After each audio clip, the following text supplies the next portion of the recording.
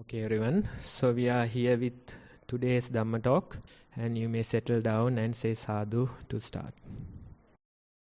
Namo tassa bhagavato arahato samma sambuddhassa. Namo tassa bhagavato arahato samma sambuddhassa. Namo tassa bhagavato arahato samma sambuddhassa. Katamecha bhikkavecha aparihaniyadhamma na kammaramati. Dear Venerable Sister, dear Dhamma friends, so today we can take some time to discuss about certain aspects of Dhamma. Usually when we do a residential retreat, we do a Q&A, which is based on your experience and a discussion based on that. Then we usually select some teaching and we try to discuss or we try to do a Dhamma talk as well. So in this way we try to support our own practice. It's important that you meditate, but after meditation you have to come and discuss your experiences. And as the next step, you have to understand certain teachings of Buddha. Buddha will explain in certain occasions that this is how you have to continue or this is how you have to support your meditation. So this is our time to discuss Dhamma or to discuss our practice. Now, in order to start this particular teaching, I would mention something like this. Now, in your life, you put time and effort towards certain things. Sometimes, let's say, if you are younger, then you might do your studies. You might spend your time and effort towards studies. And later, probably towards your work, you do a lot of effort and you have to get into a good position. Then maybe spend time on your family matters, building a home and maybe raising children. So this way, we are usually very busy. We spend a lot of time towards these matters. So when you spend time on a certain thing, there is something like a opportunity cost. Whatever you pay attention, whatever you do, there is an opportunity cost. Let's say you spend time on a certain matter. By spending time on that matter, you might lose another chance, another opportunity. For example, let's say if you are focused on earning money, you probably, spend so much time at work. That's your main focus. That's your main goal. And due to that, you might get lesser number of hours with your family members. Although you earn money, maybe in the back of your mind you think that I earn money for them. I earn money for my family. I earn money for my children. But by spending so many hours towards that particular activity, you get lesser number of hours with your family. Maybe they might think that you are a workaholic. They might think that you don't care about them that much. So you can see, wherever we go, whatever the activity that we focus, when we put time and effort towards it, there is always an opportunity cost. Right? So in this particular teaching, I would say, in a way, Buddha is talking about this opportunity cost. How you should be spending your time. What are your priorities? Is it earning money? Or is it something else? Maybe gaining fame in this world? Certain priorities we have. In this type of a teaching, Buddha is mentioning that we should correct our priorities. We should invest our time and effort towards something useful. That's the very idea of this sutta, and he is giving us 6 different ideas. And in this sutta, it is named as Aparihaniyadhamma. Aparihaniyadhamma Sutta. Otherwise, if we can translate it as non-decline. What are the qualities or what are the different aspects that you can develop, you should develop in order to non-decline in your life? So that type of a teaching. And he starts this teaching about mentioning 6 different qualities. He is saying, because there are 6 different qualities, if you practice these qualities, then you will not decline in this life. You will always move upwards. You will develop. You will improve your peace of mind. And gradually you will be moving towards Nibbana.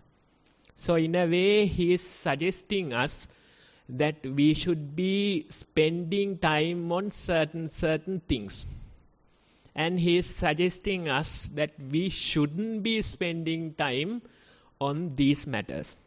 That's the very idea.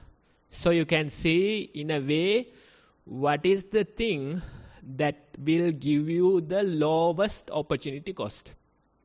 Where should you invest your time and effort? That's the very idea.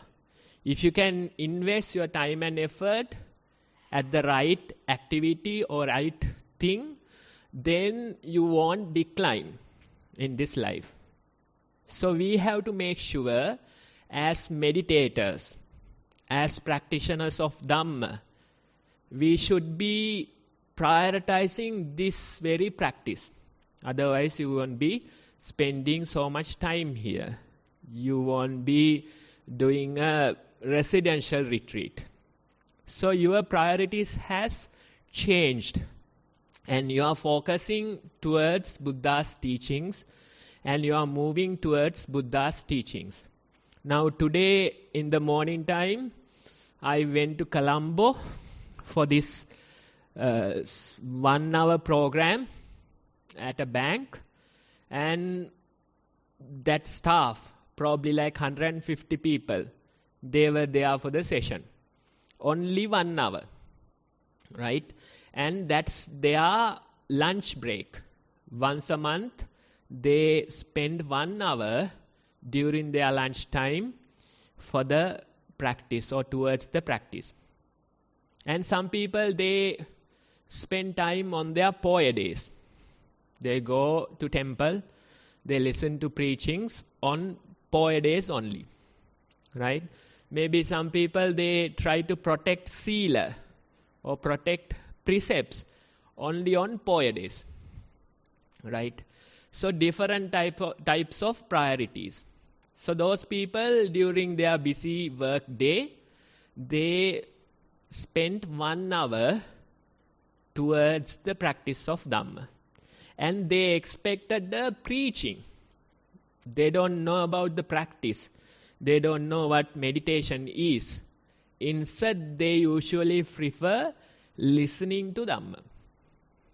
That's all they know. They don't know how to get closer to the practice of Buddha. They think that it is all about teachings. They think that by only listening Dhamma, they'll be better off. That's their idea.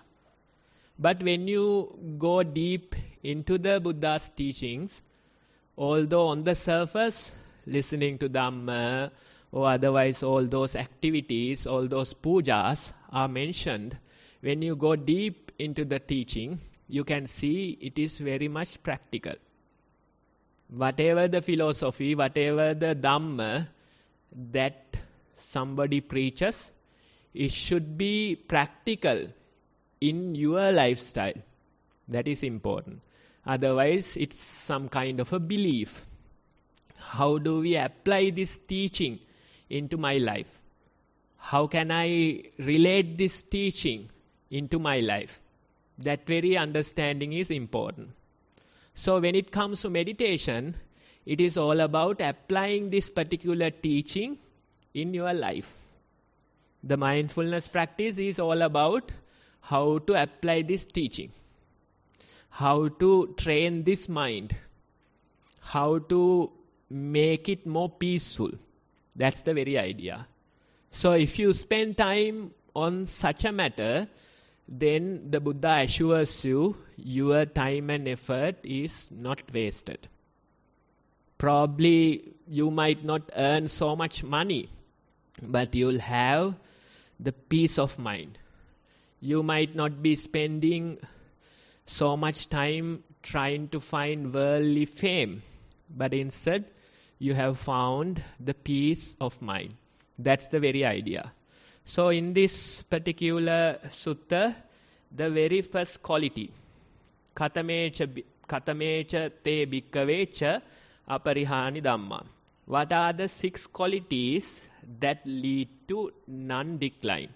He's asking a question. What are the 6 qualities that will lead to non-decline? And the very first one is for the today's talk. That is, na kammaramata. Otherwise, not taking delight in work. So Buddha says we shouldn't be taking delight in work. We shouldn't be a workaholic. That is something that's important for your non-decline. If you are a workaholic, if you spend so much time on work, and if you make that top priority, then what happens is that you will decline in life. So it's not about not working. You can't give up your current lifestyle. It's not that easy. But I think Buddha's suggestion here is that not prioritizing the work. That is not your top priority. Instead, you have a different priority, but somehow you have to manage this work as well. So that type of idea is much better and much more practical in our lifestyles. Right? So this very topic, not becoming a workaholic or not taking delight in work, that's the very first quality Buddha mentioned in order to non-decline in this life. Now let's say when you are really busy, what happens with you? Now maybe some people, they start from the early in the morning, probably starting from 6 a.m. to late at night.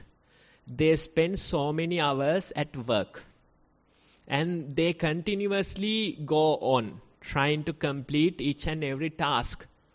They may have a long to-do list. These are the things that I have to complete within the day today. I remember one time there was a person in one of the Zoom sessions, and that person joined from UK or somewhere, and this session was 1.5 hours long. Once a week, 1.5 hours.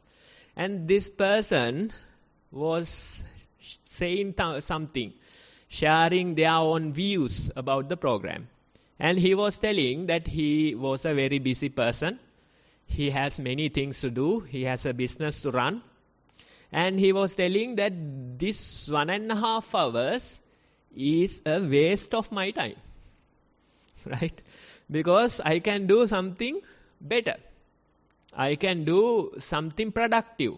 I can at least complete one task out of my daily to-do list. Right? So that type of view he had towards the program. So we think we can continuously work. We can, like machines, we can work. That's your idea. Right? Probably, if you know production, if you know how a factory is run, you know that even the machines, they can't work 24/7. Right? Every day, at least like 1 hour, you have to give the shut-off time. Otherwise, it is called the maintenance time, right? So every day, at least 1 hour, you have to release the machine. So even those machines, they are not able to work 24/7. They too need a break. And we, as humans, we think that we can work 24/7. We think that we can work non-stop.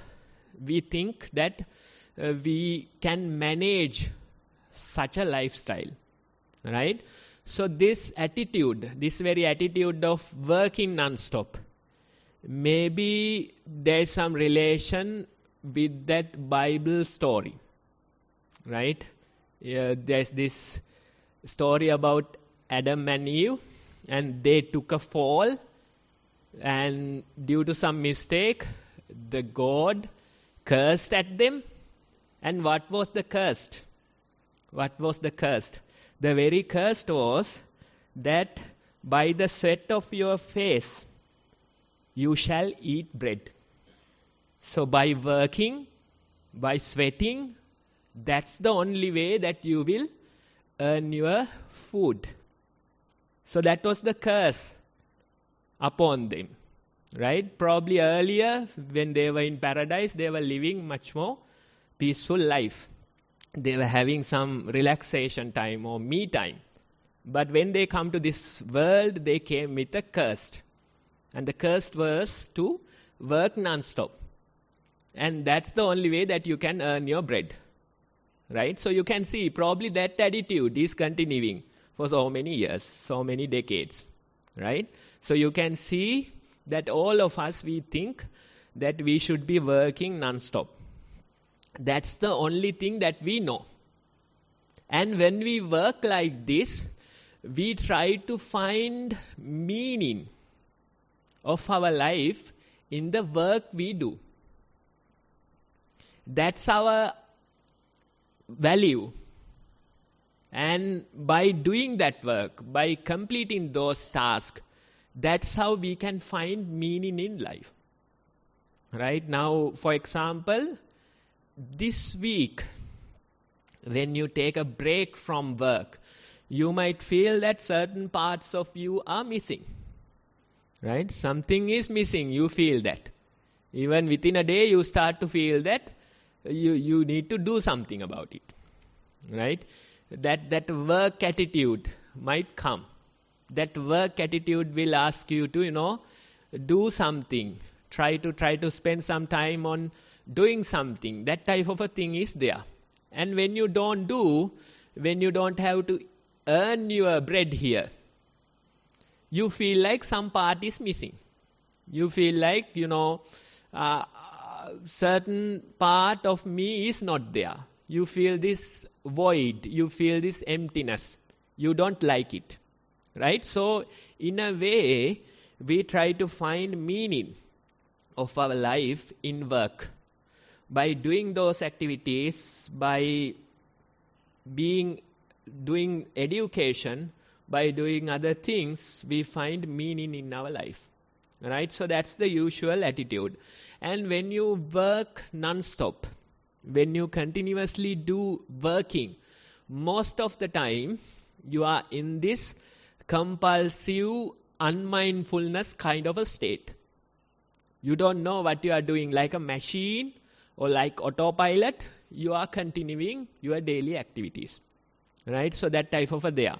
Now, there's this topic called, it's in neuroscience, I guess.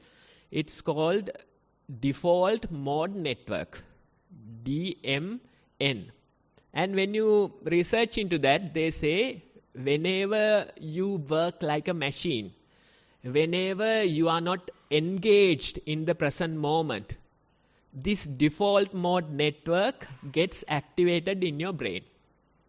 And when this mode is activated, when you work like a machine, when you go on this autopilot mode, the stress is a natural result. You feel so much stress towards the end of the day. You have worked for so many hours, and towards the end day, you feel this headache. You feel that there's this ringing sound in your ears. You feel that you can't fall asleep. So all these problems come due to the stress, due to the default mode network. So whenever you are doing these repetitive activities, whenever you don't have time to take a break, this mode is activated. And continuously it works. The result is stress that you feel. You feel so much stress. You feel that you can't manage towards the end of the day. Right? So you can see it's more like a compulsive unmindfulness. This automatical mode is there and you are simply like a machine working. Right? So that's how we are used to. That's how we usually function. But Buddha is suggesting we shouldn't be taking delight at work. So this effort, this very practice is about not taking delight at work. Now for example, this time when we have reserved 7 days. We took a break from work. Right? So you came here. When you come here, simply by coming here, simply by spending some time in nature, simply by being away from your daily work, you feel somewhat comfortable, somewhat relaxed. But that comfort, that relaxation, most of us can't accept, most of us can't endure.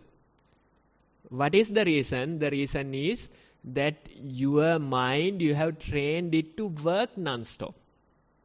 You have taken delight at work. And it's not easy to let go of all that work type of attitude. Right? So by coming here, you feel peaceful. But you can't embrace that peace. Some people, they feel so fearful in their mind.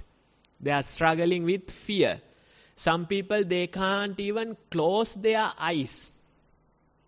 In the sitting, when they close their eyes, they can't stay for long.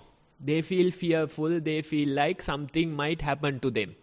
That type of a mentality they will have. So you can see, even though you come to a secluded place, even though you took a break from work, it is not easy to appreciate this. It is not easy, right? Most people, they can't even close their eyes for few seconds. I remember one person was sharing their sitting experience. That person was saying, as soon as I close my eyes, certain thoughts, certain fears come into my mind. And as a result, soon I open my eyes again. I can't practice the sitting session. I can't be mindful of my breath, that person was saying. So you can see all these thoughts, all these fears appear because you weren't appreciating this type of quality before. You weren't appreciating solitude. You weren't enjoying that. You were non-stop working. But in order to understand about the mind, in order to develop our path, you have to take a break from work. That break you have taken, right? So in this practice, it is identified as Kaya Viveka or bodily seclusion. You haven't done any training. You haven't done any meditation. But you simply go for a break. You distance yourself from work. For a short period, you can do that. Right? So that very effort is also appreciated. By coming to a secluded place, maybe going to nature, you try to spend some quality time there. There is this Japanese concept of forest bathing. You simply go into a forest, you spend couple of hours there. That very effort is also useful. That very effort is also supporting your mental health. So you just took a break. Only the bodily seclusion you have. Right? So that step you have taken. And when you have the bodily seclusion, Buddha says it is important that you develop mental seclusion. Chitta viveka. Right? So this mental seclusion, it is not easy to understand. At first, maybe it is not easy. Let's say, by coming to this place, you have given up your outside world. You have given up your daily matters. You have given up your family problems. Even just for a short time, you took that break. Right? And you sit in meditation. Let's say, before you sit, you are in this environment.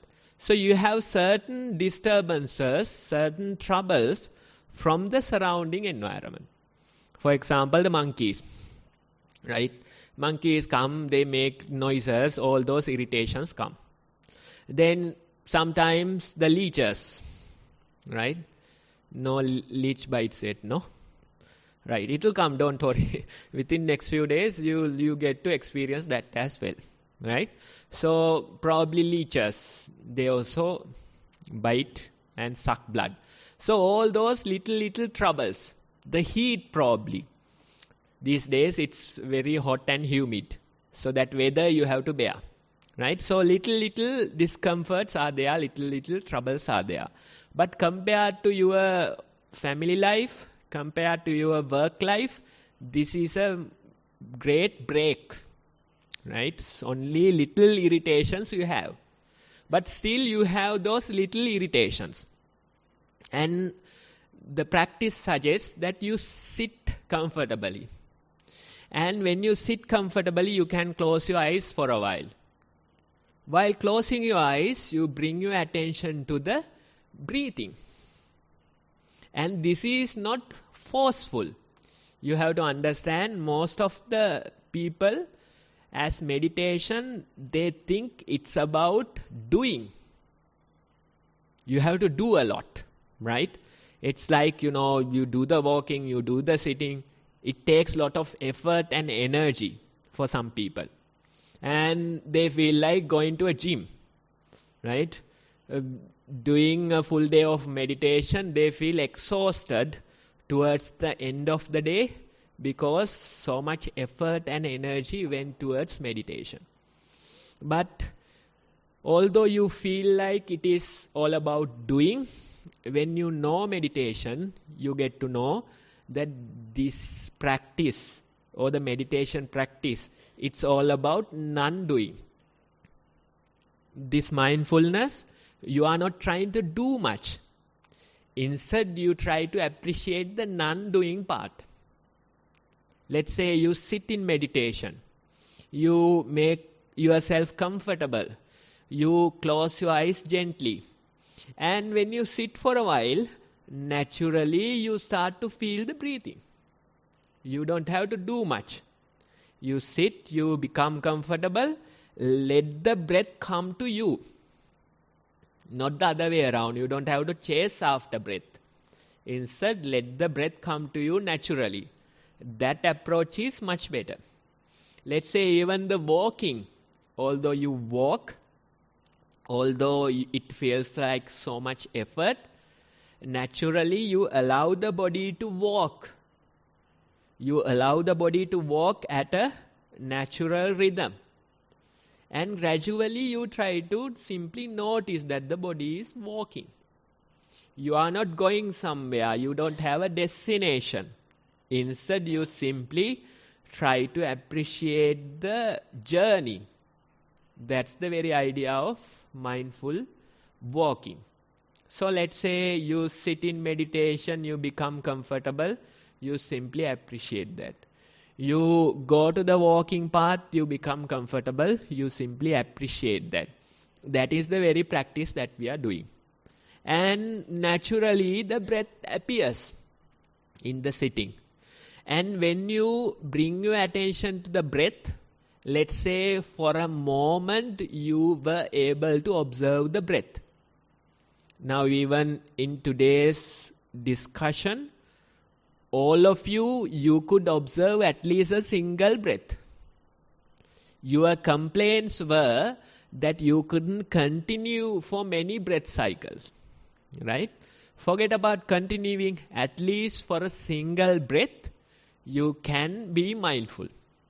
That ability, all of us, we have, right? We have to develop the ability to appreciate that moment. Don't worry that you could only observe 2 breath cycles. That's not the idea. Instead, appreciate that you could observe 2 breath cycles. Forget about the distractions, forget about mind getting carried away. That's not our priority. Instead, we know at least for 2 breath cycles, I can be mindful. And during that time, your whole world becomes the breathing only. You don't have any other problem in your mind, right? For a short moment, for few seconds, your whole world becomes the breath. This very idea is important. Now, by coming here, you have given up the outside world, but still the monastery and surrounding and all the troubles remain. By giving attention to the breathing, you even give up the monastery troubles.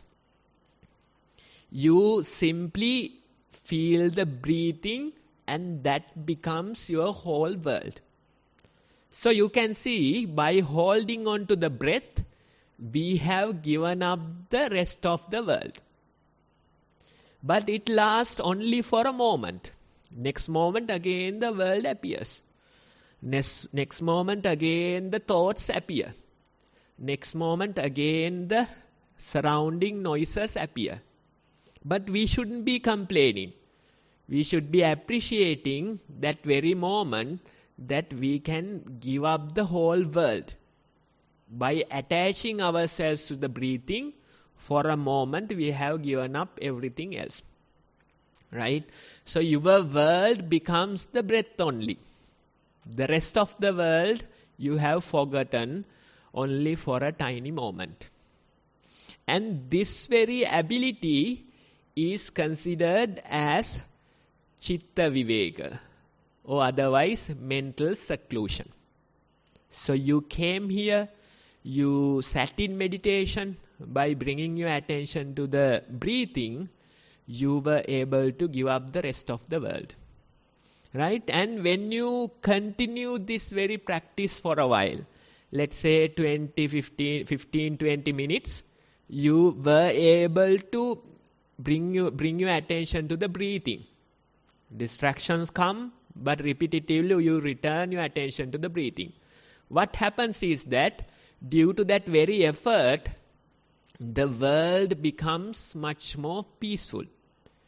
You feel even your body becomes lighter. Even your mind becomes lighter. Right?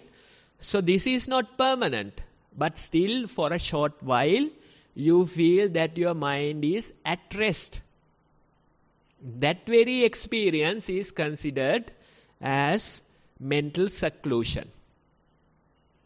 Chitta viveka. For a while you are peaceful in your mind. Right? So we were working, we were so stressful, involved in many other things.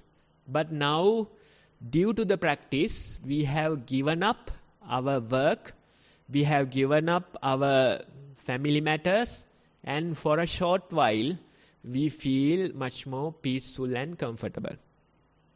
Even the beginners doing this practice for 20 or so minutes, they start to feel this peace.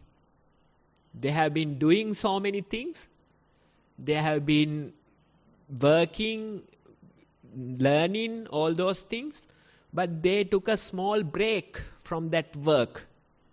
And due to that break, they start to feel much more comfortable in their mind. I remember one time we went to a school and we did probably like 20 minutes of mindful walking and 20 minutes of mindful sitting. And during the time they were sharing their experiences, children probably like 12, 13 years old, and one child, a girl, she was like, bursting with energy. She was saying, I did the walking, I felt the walking sensations. I did the sitting, I felt the breathing. And I felt this peace that I have never experienced before. This is the very first time that I am experiencing such a peace in my mind. It feels like heavenly. It feels like heavenly. It feels like a heavenly walk. It feels like a heavenly sitting session. So this child, the very first time practicing mindfulness, they could feel that mental seclusion. What is the reason for this? You took a break from all the work that you have been doing. Right? That very break helps you to be comfortable in your mind. But you have to understand, again the world appears. Again the family matters come to your mind. Again the surrounding sounds disturb you. That comes. But it is important that we learn how to appreciate the non-doing. We have been doing all this time. That's the only thing we know. Now, with the help of the practice, we try to develop this ability of non-doing. We learn how to simply be. That's the very idea. Now, if you know that book, Pollyanna, that little child, I think her aunt made her a tight schedule. All these subjects you have to learn. Early morning, this is maths, then this, all the subjects, all the hours were occupied. Even the break times were scheduled. And this child was simply looking at the daily schedule, and she was complaining, this schedule is nice. It has so many things. But there is no time to live. There is no time to live. Instead, only the work is there. Right? So, little Pollyanna was saying that there is no time to live. There is no time to simply be. Our work attitude, we feel like simply being is not productive. That's why that person is saying, this 1.5 hours, this session, this retreat, it's a waste of my time. Right? They don't appreciate, they don't feel comfortable simply being. They want to do something. Only doing fulfills them. Only work fulfills them. Right? So that type of a person, we only know that working type of attitude. But now, with the help of the practice, we try to learn non-doing. Not doing something. Right? That balance the other end, more like the other end. One end is simply being a workaholic. Then the other end is simply giving up all the work. Right? That type of ability you can develop. You know both the extremes. You develop both the extremes. Now for decades we have been developing the working extreme. But how can we develop the not working part? Right? That ability we have in our minds, gradually you can develop. Initially you don't feel comfortable. That I know. Right? You feel agitated. You feel all the memories, thoughts. Let them come. Don't try to suppress them. Let them come. Sometimes doubts, questions appear. You try to answer these doubts. You try to answer these questions. But in these sessions, we don't encourage those questions that much. Because you can't get rid of questions by answering them. That's the truth. You answer a question today, tomorrow there will be 2 questions. Right? Then you try to answer a doubt today, tomorrow there will be 3 doubts. That's how the mind works. That's the thinking, working mind. Right? So we are not encouraging those questions. The questions come, we acknowledge the question. We say, okay, I have acknowledged you. Right? I'll put you on the list. But we are not going to answer it. Then the doubts come. We acknowledge it. But we are not going to answer that doubt. That attitude is very important. Otherwise, if you start answering all those questions, if you start answering all those doubts, then you will go crazy like a monkey again. Right? Especially in this environment, you will go crazy like a monkey because you try to answer all these questions. In this practice, we are not identifying ourselves with these thoughts. We try not to identify ourselves with these doubts. Thoughts come. I know them as my thoughts. I know them as my doubts. But I try to let these doubts be. I try not to answer them right away. I try not to do anything about it right away. That attitude, that idea is very important. Otherwise, you will always do something again, try to answer this doubt. It will never end. Right? Once again, I am saying, you can't get rid of these questions by answering them. That's not the way. That's not the practice. So instead, we will simply let those questions be. Let those problems be. Even let's say, back at home, when you get certain family problems, when you get certain issues in your mind, most of you can't sleep. You will say, I have to do something about this problem. Without solving this problem, I can't sleep. That's the very idea you will say. Right? So you try to solve, you try to resolve and somehow make yourself peaceful. That's the way of handling these problems. That's the way you know. But this practice, we suggest that you simply acknowledge the questions, but don't try to answer them. When you receive some pressing matter, simply let some hours, let few days pass. And probably like the very question, I'll answer tomorrow. And when it comes to tomorrow, you can't even remember the question sometimes. Right? A question came, something came, you acknowledge it and you let it go. By tomorrow, most of the things are forgotten. And certain pressing matters might say, no, I will last few days. That's also okay. You can see the question is there, the problem is there, but gradually you develop the ability to not do anything about it. I am not suggesting that you shouldn't be addressing all these matters. You can address them, but there is no such urgency with them. Right? We say that you are on the list. You will be addressed one day. Right? That attitude, that type of practice is important because most of our life we have been solving them. We have been working. Right? So now we try to practice not working for a change. And that ability you can gradually develop.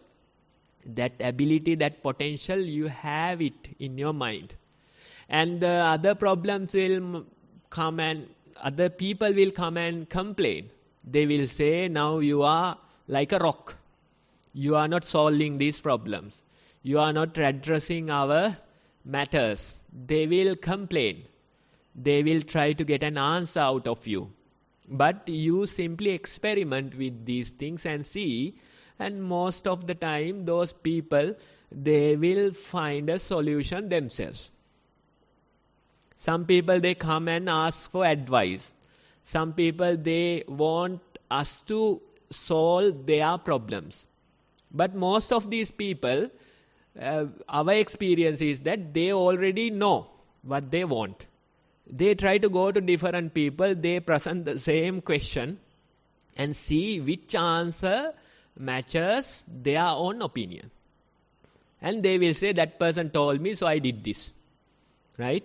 So that type of attitude most people have. They already know what they want. They already have their own solution. They simply come and try to get it out of you. Even meditation experiences. Some of the people, they send the same meditation experience to like 6 programs during a week. There are many Zoom sessions, other programs are there. So they send the same experience to all those programs. And everybody is reading, advising, and these people, they will listen to 6 programs and they will select the most preferred answer to them. Right? If somebody says that you are stream entry, then that's the answer they like. Right? They wait for the answer they like and they try to pick it. Right? So those type of things work in our minds. We think that this mind is innocent. We think that this mind needs help. But you realize this mind is deceiving you. This very mind is creating all these troubles. That's the truth. That's what Buddha is saying. So you have to develop this attitude of not doing anything. We are suggesting because you have mastered the other extreme. You know how to do. So now you learn how not to do. You simply sit, you allow the world to manifest. The breath appears, the surrounding sounds appear, the thoughts appear, sometimes certain family problems appear. Let them come and go. Don't try to interfere with them. Go to the walking session, simply allow the body to walk naturally. Let all the other sense inputs, sights, sounds, thoughts, let them come and go. You simply be mindful, like a CCTV camera. Like a CCTV camera, you simply observe what is happening. Camera doesn't interfere with the incident. Instead, it is simply watching. That very observer is there in your mind. That very observer is the mindfulness, that quality that we are developing. Initially, it feels like there's this urge to interfere. There's this urge to interfere with the thoughts. Sometimes it feels like I am thinking, I am doing this thing. But due to some causes, these thoughts appear. Right? The thoughts are initially happening. They are appearing. For some people, they say it appears like a mental image at first. Then the storytelling happens. Then the inner chatter happens. Right? So the thoughts are appearing due to certain causes. Those appearing thoughts, they have past causes. There's a past cause behind this thought. Right? And what happens is that after a while, we start engaging with these thoughts. We energize those thoughts. And the appearing thoughts or the happening thoughts becomes thinking thoughts. Now you are interfering with the thought. Right? So this difference, probably initially as a beginner, it is difficult to understand. What are the happening thoughts and what are the thinking thoughts? It's difficult to understand. But gradually when you develop your practice, you are able to understand the difference between happening thoughts and thinking thoughts. The happening thoughts are fine. It doesn't matter what type of thoughts they are. Maybe they are negative, maybe they are lustful, maybe they are about some bad incident that happened in the past. Right? Whatever those thoughts are, if they are happening thoughts, there is no harm. But thinking thoughts, that's a different matter. You take a lustful thought and you start energizing it. You start thinking. You start, directing your mind towards it. That very part is getting involved in that activity. Or doing that work that you are familiar with. Right? So you have to understand, allow things to happen. Whatever that happens in your meditation, whatever happens naturally, it is fine. But we try not to interfere with it. Right? That very ability, gradually we can develop. And the world is out there. World is manifesting time after time. But among that world, you are able to stay without interfering. That ability you can develop, and that ability is very important to our lives. Because you have only known that one extreme. That extreme is all about doing, all about working. Now we try to understand the other extreme. That's why we came for a retreat. That's why we took a break from all those family matters. That's why you are fed by other people, right? Leave all the working and simply understand non-doing or not working, right? That ability you have to understand. Let's say now, after the retreat, you might have to go home, right? Some people, they try to stay here forever. That doesn't work, no, right? The organizer will tell you that you have to go home, right? And some people, they want to stay in the walking forever, walking session. They don't like to get out of that walking session. Or sometimes they feel like only in this being in the sitting meditation, right? But when you sit in meditation, there will be a time that you have to get up. When you go for a walking session, there will be a time that you have to end that walking session.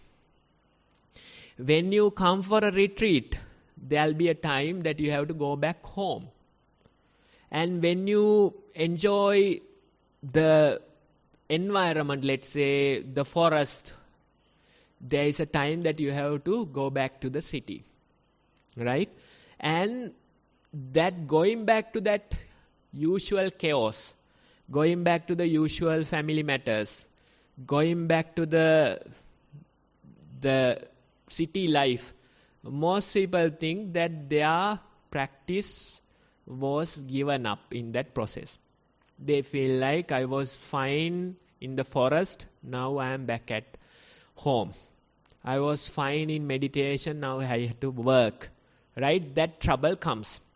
But you have to understand, this very idea is simply to find a balance in between them. Not to give up work fully. That's not the idea.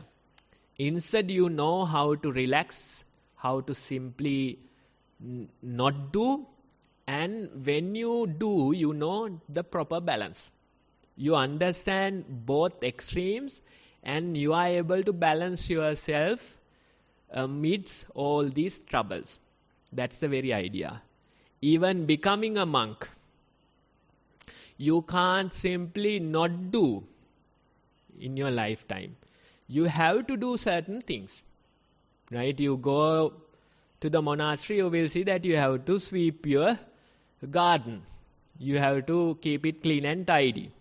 You have certain other responsibilities.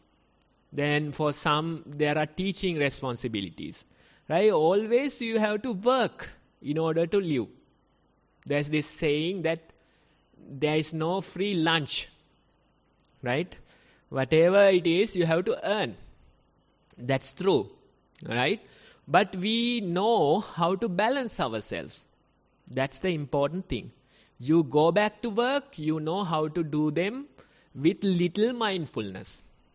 You go back to your family, you know how to handle them much better. Right? Again, you have to go and work for many hours. But again, one day you can take a break and come for another retreat. So these two extremes, we are moving from that one to the other one. Time after time we do this experiment and we figure out whether you are at work or whether you are at a monastery not doing anything. Still you can be peaceful. That very ability you can only develop by coming to a retreat and understanding this practice. After understanding, you again go back to work and see how you can be at least little mindful while working. How you can every now and then notice your breath while at work. That ability, little by little, you can develop. And it doesn't matter whether you are at work or it doesn't matter whether you are at a monastery, your mind is peaceful. That very ability, that very balance is important. That balance you can develop. Now, there's this idea of Wu Wei. I think it's a Japanese concept. Wu Wei, right?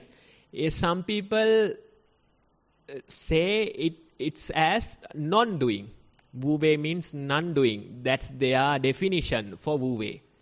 But the correct definition, I think, is effortless action. You are doing things, but you are doing them effortlessly. That's the very idea. You do work, but that's not your priority. You have different priorities. You simply continue through them with a certain peace of mind. And let's say in our practice, there is this idea of, in Satipasal probably, there is this idea of SMS. Usually I don't talk about SMS, but when it comes to work, I have to mention this. Right? SMS means slowly, mindfully, silently. Not the usual SMS. Instead, slowly you do your things. Mindfully you do your things. Silently you do your things. And that way you can complete those activities. Having your lunch, you slowly, mindfully, silently, you can do it. Then go wash your plate, you can do that, SMS. Right? Then other activities you try to do it. So that ability you have, you are doing them, but you are doing them effortlessly.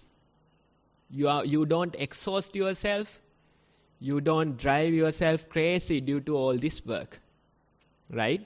So that ability you have and this effortless action, this Wu Wei idea, you can really find that balance in your mind. It's more like a balance. You are doing things, but you are doing with a certain level of peace of mind. You have different priorities. You haven't given up your peace. That balance you can understand, and it's going to be a unique balance to you. Some people out of you might be lot of doers. They have a different balance. Some people, they don't like to do many things. They have a different balance.